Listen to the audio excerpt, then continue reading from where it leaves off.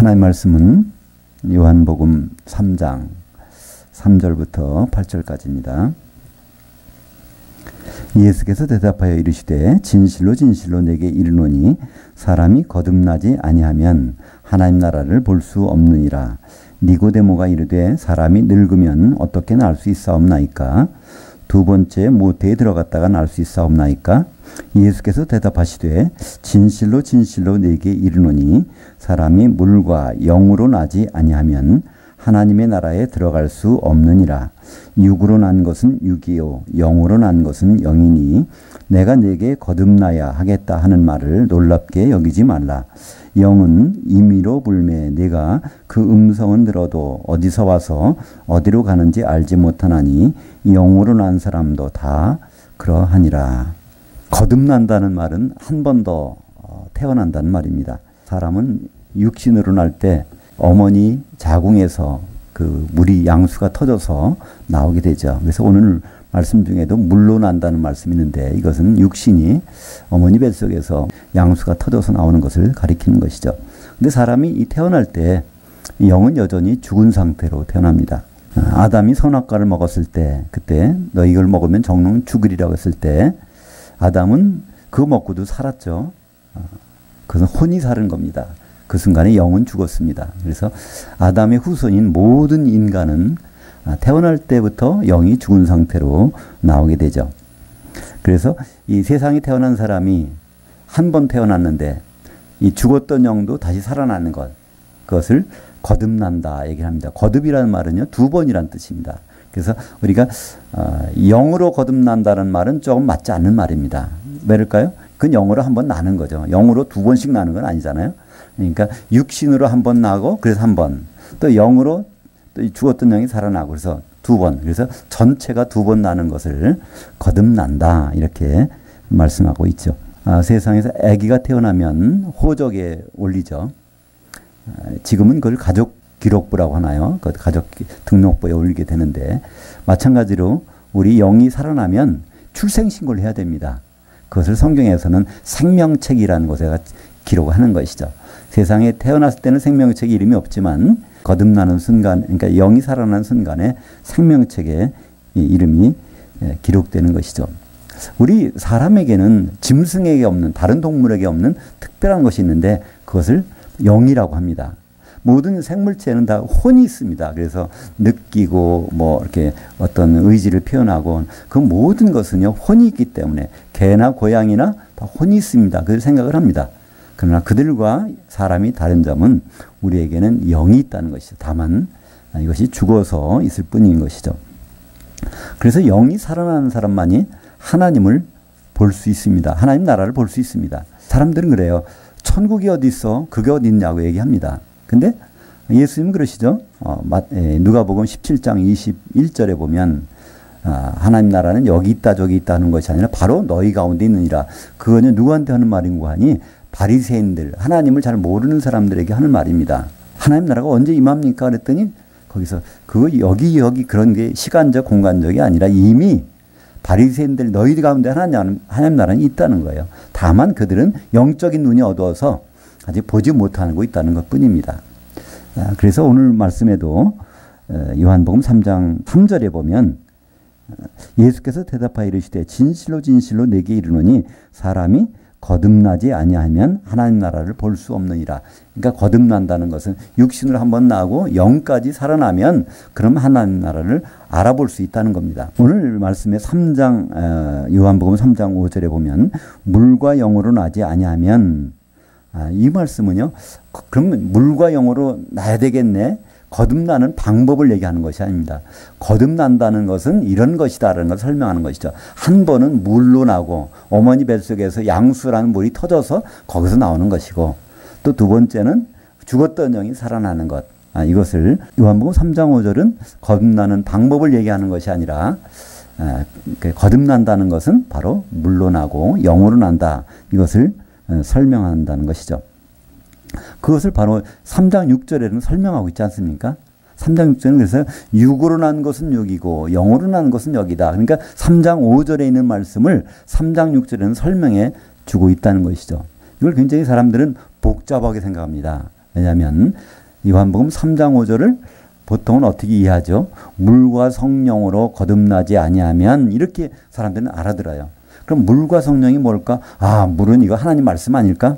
아, 성령은 우리가 아는 성령이고 아닐까? 또는 물로 난다는 것은 물 세례 받는 거 아닐까? 물 세례 받고 나서 성령 세례 받아야 이것이 거듭나는 것이 아닐까?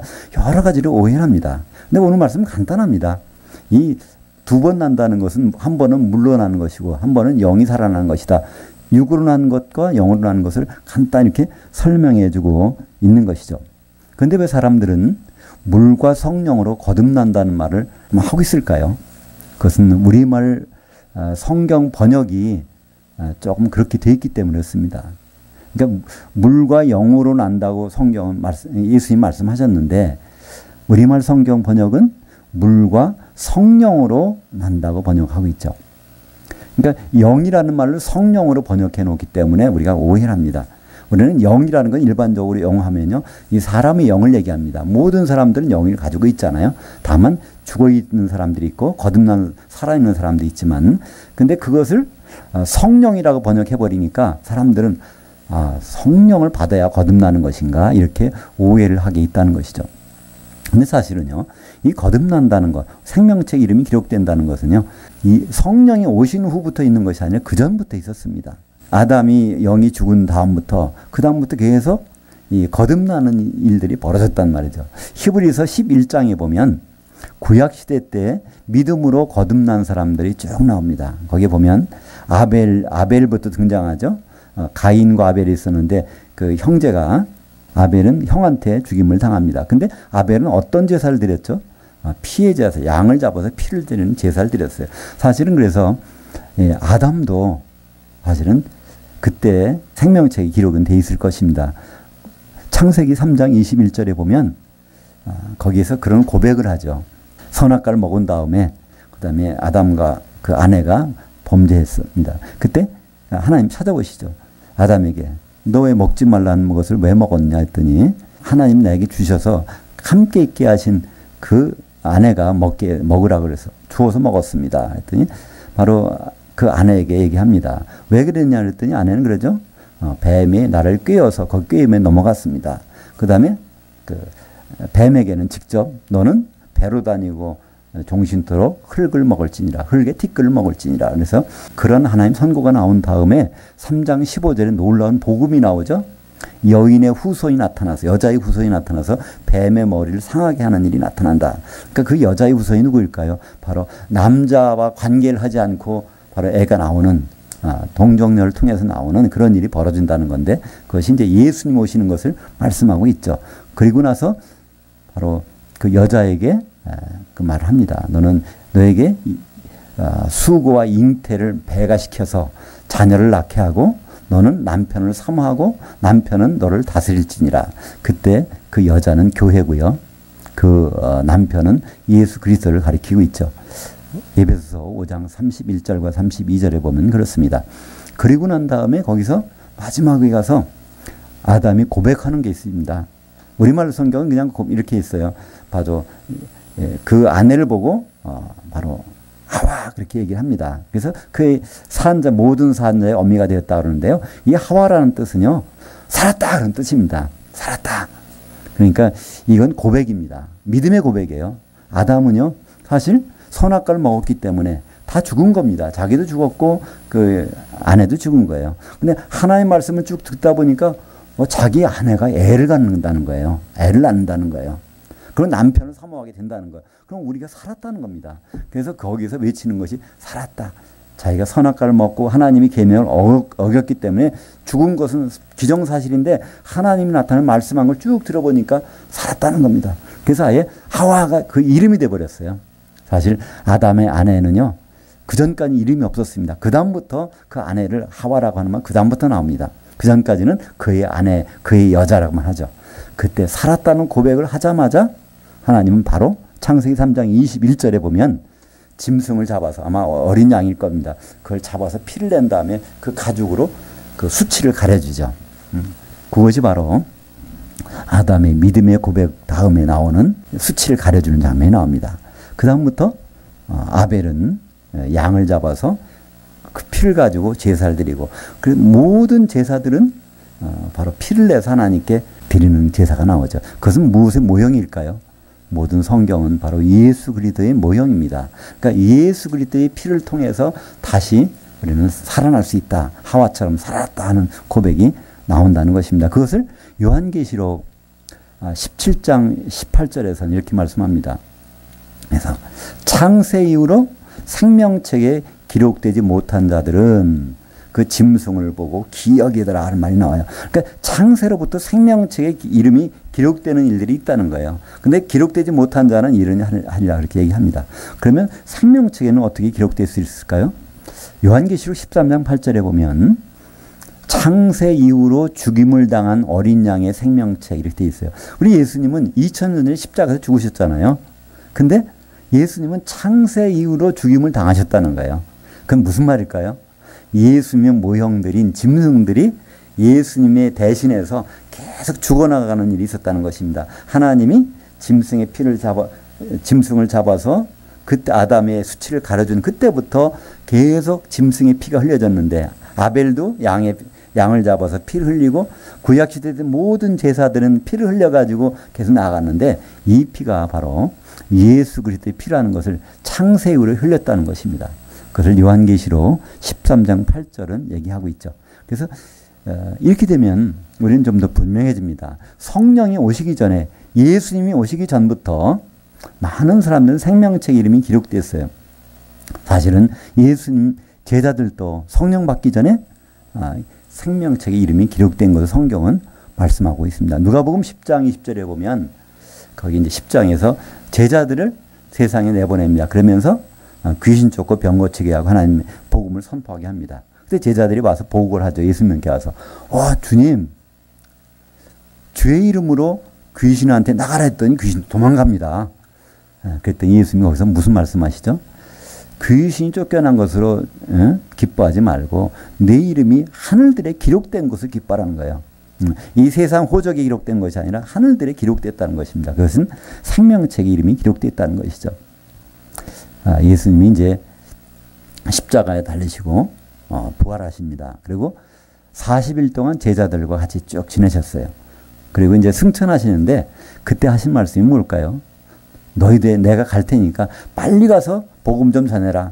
이 말씀 하실 것 같죠? 그렇지. 그런 말씀 안 하셨어요. 너희들 절대로 이 예루살렘 성을 떠나지 말고 기다리고 있으라고 그러는 거예요. 누가복음 24장 49절인가요? 보면 계속 기다리고 있으라. 사도행전 1장에도 그 말씀이 나오죠. 무엇 때문에요? 성령 받기 전까지는 기다리라고 하는 것입니다.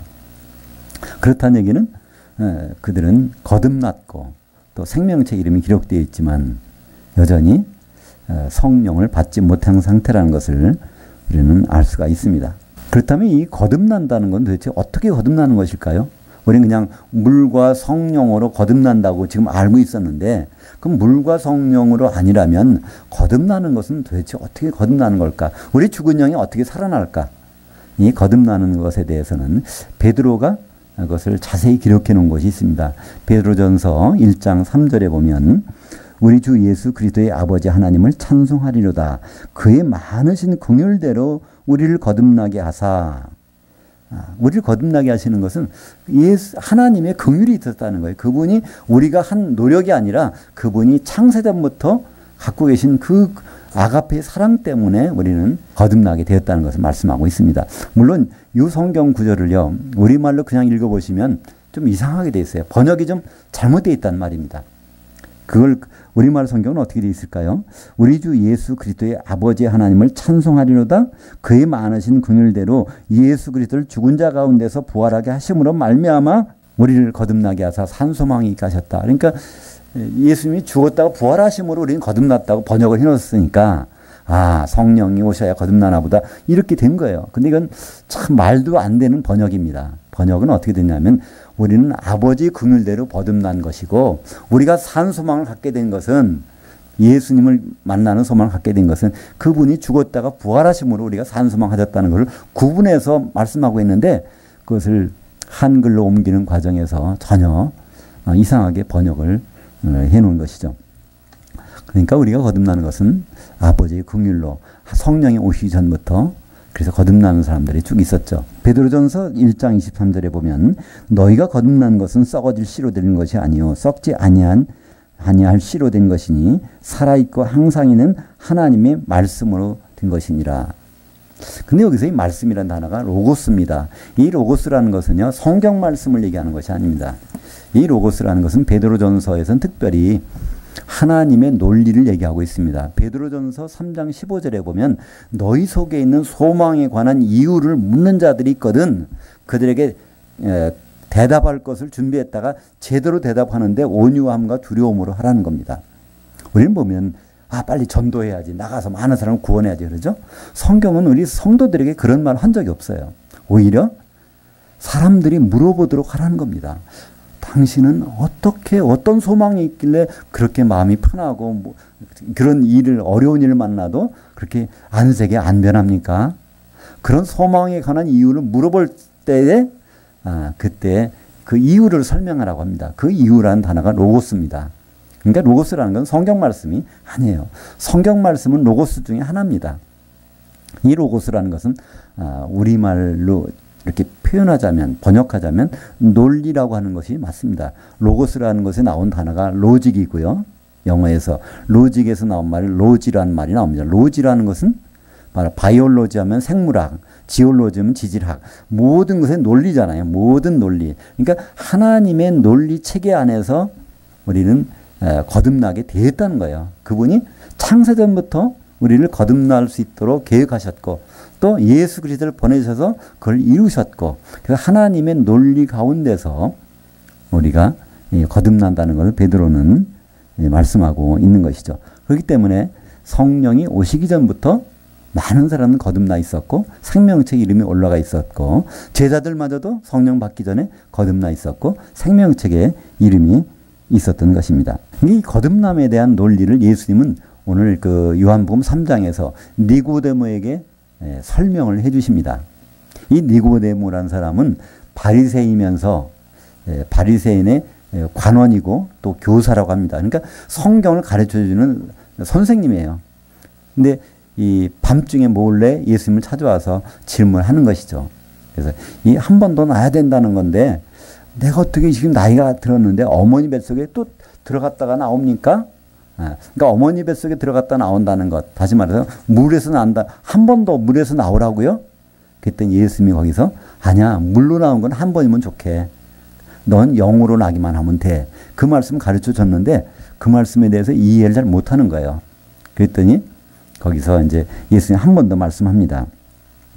7절에 내가 내게 거듭나게 하겠다는 말을 다시 놀랍게 여기지 말라. 8절에 보면 영은 임의로 불매 그게 음성을 영이 한번 움직이기 시작하면 그거를 알 수 있다는 거예요. 소리가 들린다는 거예요.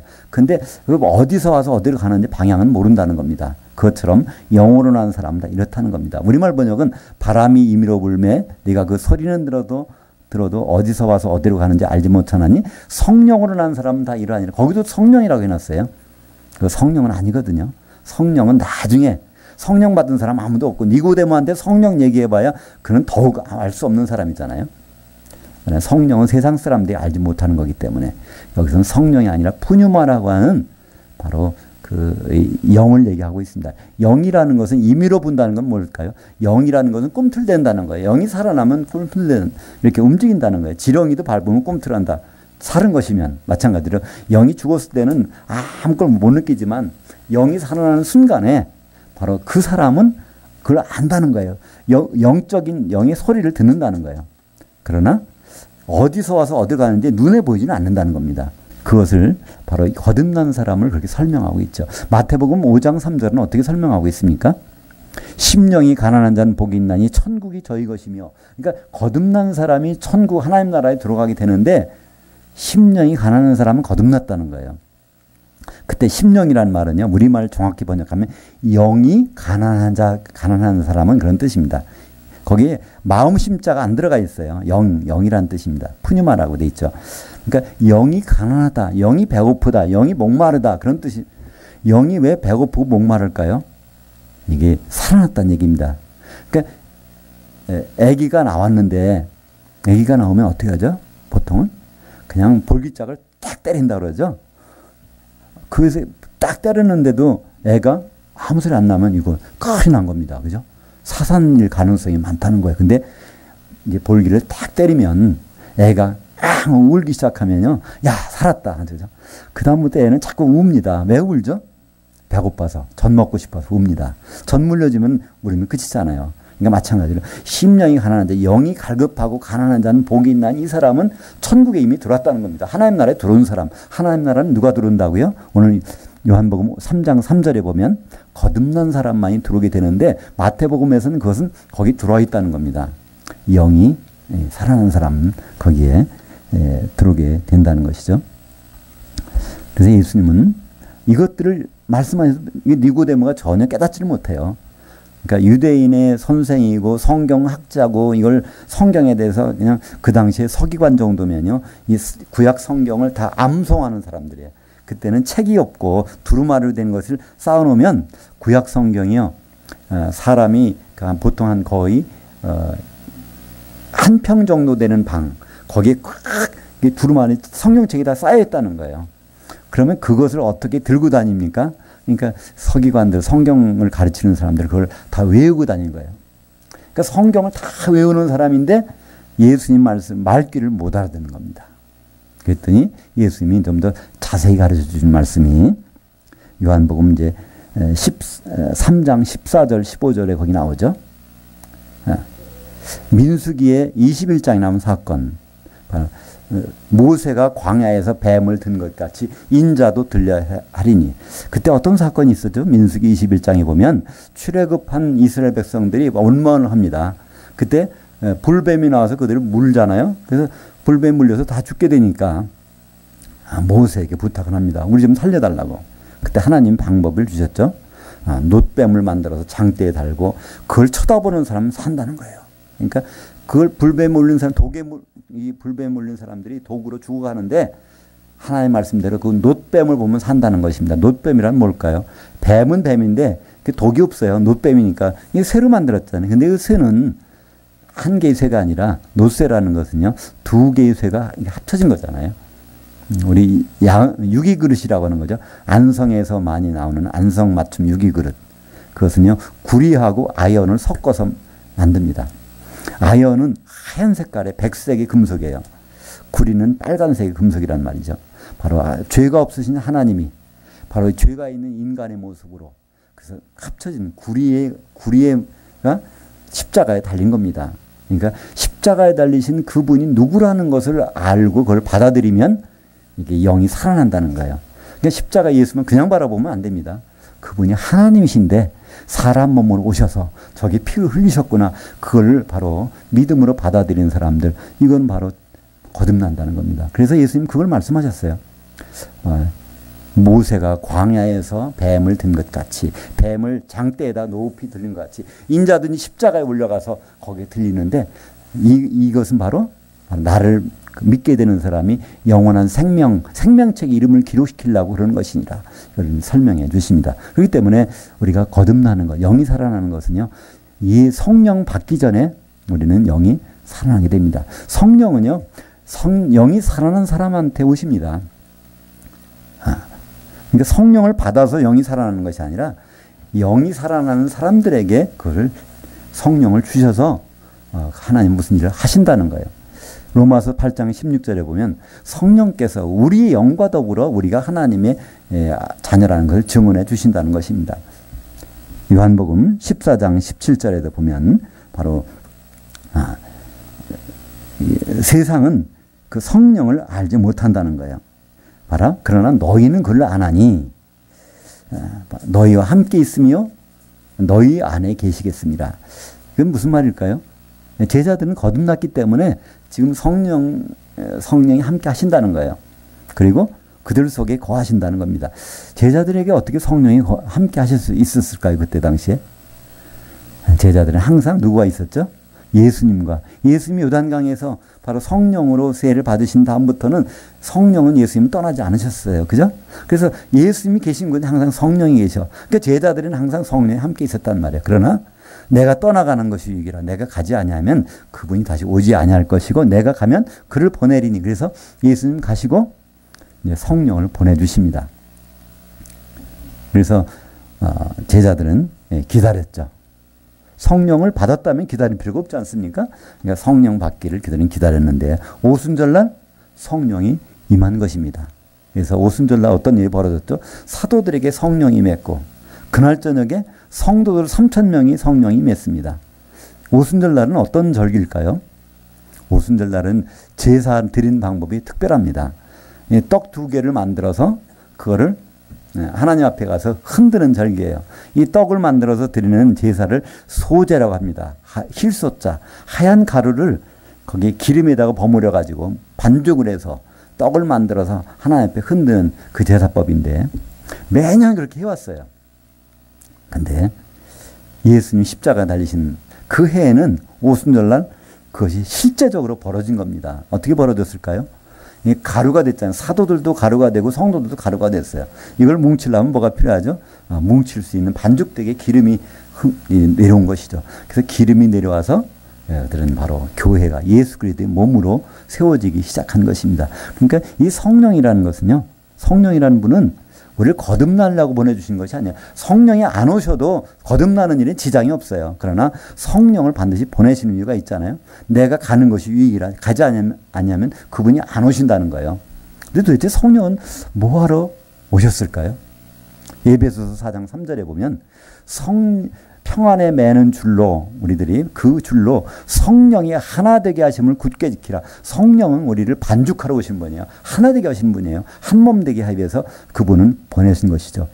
고린도전서 12장 13절에 보면 우리가 다 유대인이나 헬라인이나 종이나 자유자나 모든 사람들이 한 성령으로 세례받아 한 몸이 되었고 다 한 성령을 마시고 있느니라.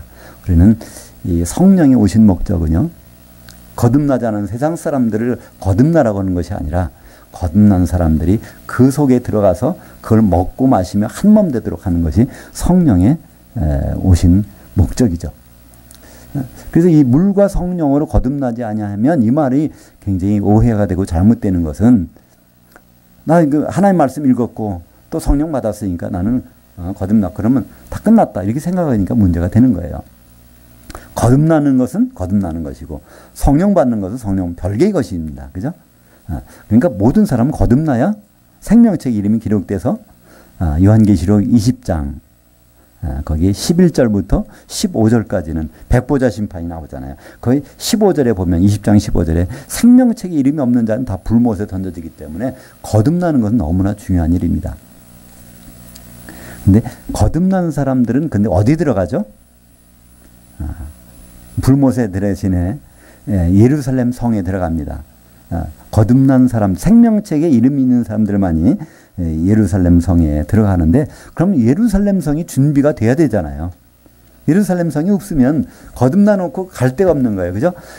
집은 재건축한다고 해서 다 부셔버렸는데 그 전세 살고 있는데 이 재건축이 안 되면 어떻게 됩니까? 오도 가도 못하는 거잖아요. 그러니까 거듭난 사람들을 위해서는 반드시 뭐가 있어야 되냐면 입주할 집이 있어야 되는데 그 집을 성경에서는 교회 더 크게 나아가서는 그것을 이제 새 예루살렘 성이라고 합니다.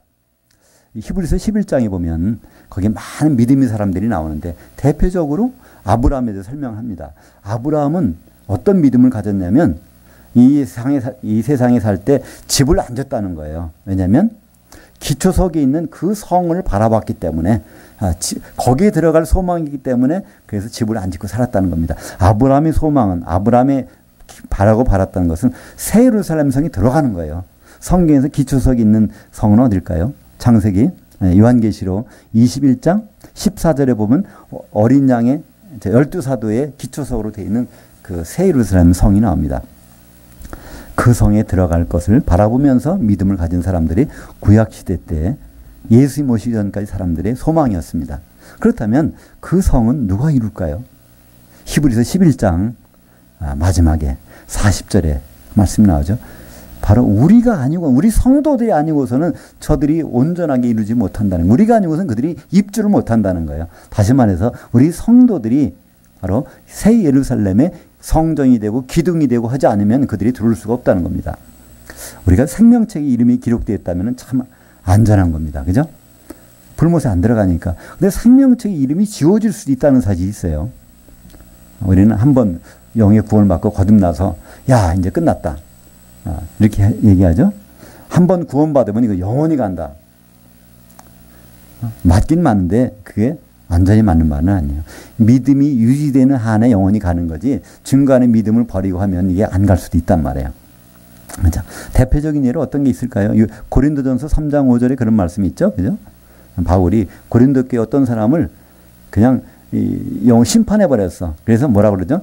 사탄에게 내어줘 가지고 육은 이제 심판을 받지만 영은 주 예수의 날에 그래도 구원을 받게 하려고 한다는 거예요. 그러니까 영이 구원을 그 사람은 이미 교회에 들어온 사람이니까 영이 구원 받은 사람 아니에요. 그죠? 근데 그 사람이 영이 구원 받기 위해서 그냥 죽여버리는 거예요. 왜 그럴까요? 영까지 구원 못 받는 일이 생긴다는 겁니다. 사실 마태복음 12장에 보면 예수님이 그런 말씀 하셨죠.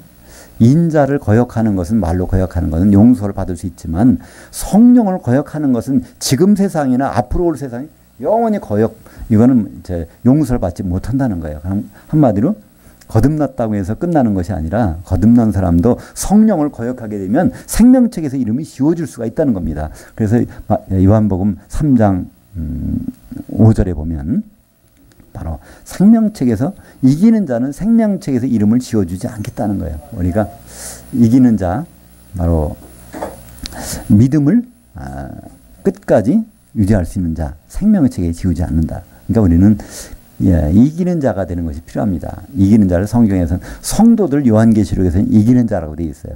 도대체 성도들이 뭐 하는 사람들일까요? 성도들은 한 몸을 이룬 다음에 이것이 예수 그리스도의 몸은 교회라고 그러죠. 교회는 요한계시록에 가보면 어린 양의 신부가 되고 어린 양의 심은 새 예루살렘 성입니다. 그러니까 새 예루살렘 성을 이루게 되면 그때 구원받은 사람들이 이제 거기에 들어오게 되는 것이죠. 그러니까 거듭나는 것은 새 예루살렘 성에 들어가는 복이 있고요. 성도들이 믿음을 유지해서 이기는 자가 된다면 새 예루살렘 성 자체를 이루는 거예요. 그건 하나의 벽옥이라고 성경은 말하고 있습니다. 벽옥. 옥이라는 그 보석이 있잖아요. 근데 우리가 한 덩어리가 되는 거예요. 여러 개의 보석이 있는 것이 아니라 한 덩어리의 그 옥으로 된 그 하나님의 거룩한 성이 되는데 그 성을 이루는 복, 이것은 바로 그걸 위해서 하나님은 성령을 주셨습니다. 성도들이 한 몸 돼서 그 새 예루살렘 성을 이루는데 그것을 이루는데 가장 필요한 건 뭘까요? 그것이 바로 성령이시죠. 고린도전서 3장 16절에 보면 너희가 하나님의 성령인 것과 하나님의 성전인 것과 하나님의 성령이 너희 안에 거하시는 걸 알지 못하느냐? 우리가 한 몸을 이룬다면 그것이 성령께서 거하시는 곳이에요. 성령이 충만한 곳이에요. 그러니까 새 예루살렘은 거기에는 성령이란 단어는 거기 없지만 성령이 거기에 이미 배어 들어가 있는 거잖아요. 우리가 이 빵이나 떡을 보면 누룩은 안 보이지만, 그죠? 참 거기에 좀 접착제는 안 보이지만 이게 사실은 거기 있는 거잖아요. 기름이 거기 있는 거잖아요. 그죠? 바로 우리가 물과 성령으로 거듭난다는 것은 다시 한번 생각해 봐야 될 일입니다. 우리 제목처럼 물과 성령으로 거듭남의 진실게임. TV에 뭐 진실게임이라는 프로들이 많이 나오는데요. 그러니까 이 진실인 것과 가짜인 것들을 섞어가면서 그 중에서 뭐가 진짜인가를 골라내는 그런 것이 있죠. 우리가 보기에 물과 성령으로 거듭난다. 이거 사실일 것 같지만 첫째는 성령이라는 말은 여기에 들어가면 안 됩니다. 그리고 물이라는 것은 하나님 말씀이나 물 세례가 아니라는 것이죠. 아주 간단히 쉽게 예수님이 설명해 주신 것처럼 니고데모한테 설명해 주신 것처럼 물로 나는 것은 어머니 뱃속에서 양수가 터져 나오는 것이고 그를 한 번으로 끝나면 안 된다는 것입니다. 죽었던 영이 살아나야 그러면 그 영이 살아난 사람들에게 성령을 부어주셔서 바로 주님이 거기에 거하시겠다는 것이고 그것이 바로 지금은 교회고 이제 주님이 오신 다음에 새 예루살렘으로 변화될 것입니다. 거듭남은 먼저고 성령은 나중입니다. 거듭난 사람들에게 성령이 부어지게 되는 것이죠. 생명책에 우리가 이름이 기록되는 곳에만 만족하지 않고 우리는 가장 확실한 법을 발견할 수가 있단 말이죠. 이기는 자가 되면 생명책에 이름이 지워지지 않으니까 하나님의 성전에 기둥이 될 수 있으니까. 이기는 자라는 것은요, 무엇일까요? 요한일서 5장 5절에 이기는 자가 누구라는 설명이 있습니다. 이기는 자는 예수께서 하나님의 그 아들이심을 믿고 있는 자가 이기는 자라는 거예요. 하나님의 그 아들이 누굴까요?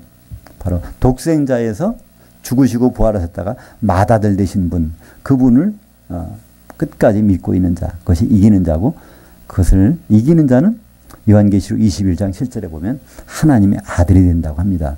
모든 그 생명책에 이름 있는 자들은요, 불못에 들어가지 않고 구원을 받지만 그들은 요한계시록 21장 3절에 보면 하나님의 백성들이 하나님의 장막에 들어왔다고 얘기합니다. 그들은 하나님의 백성이에요. 백성은 상속자가 아닙니다. 그러나 하나님의 아들은 상속자죠.